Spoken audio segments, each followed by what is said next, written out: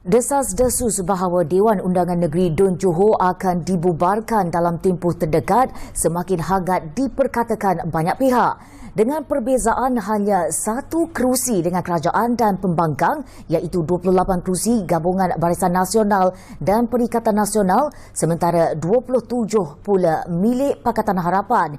Ia sekaligus menanti goyah bila-bila masa sahaja.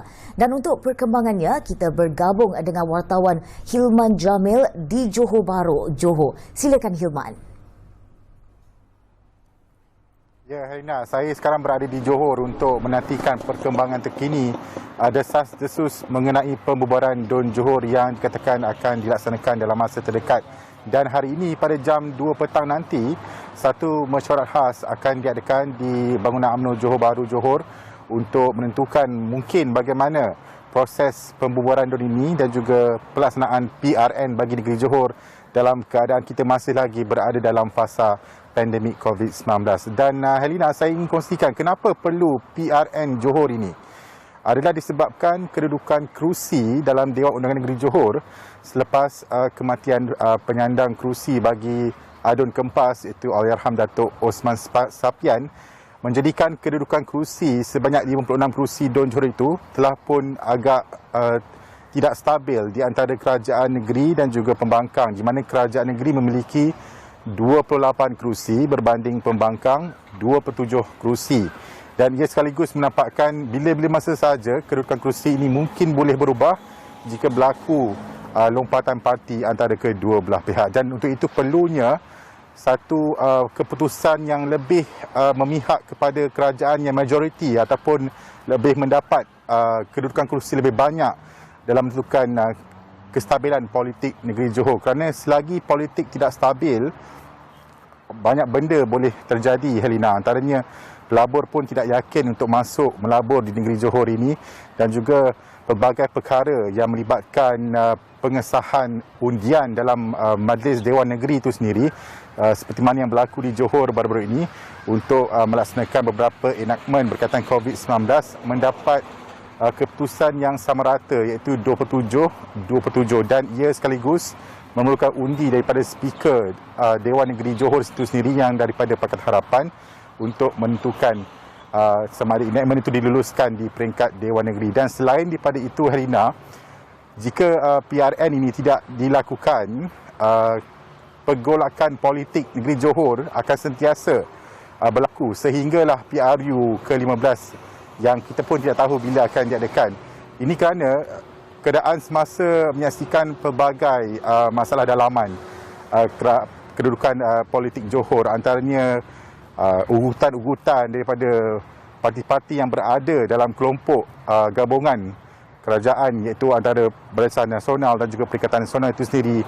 Ada cakap mengatakan akan keluar parti dan sebagainya. Jadi inilah yang memerlukan satu lagi sebab kenapa perlu PRN Johor. Dan kalau ikut kedudukan sekarang, Helena, daripada 28 kerusi yang dimiliki oleh kerajaan negeri itu, 14 dimiliki oleh UMNO. UMNO memiliki 14 kerusi, bersatu 11 dan ia sekaligus menampakkan agak kecenderungan ke arah UMNO itu sendiri berbanding dengan di sebelah pembangkang 27 kerusi itu 14 dimiliki oleh DAP, 6 oleh Amanah dan 7 dimiliki oleh PKR.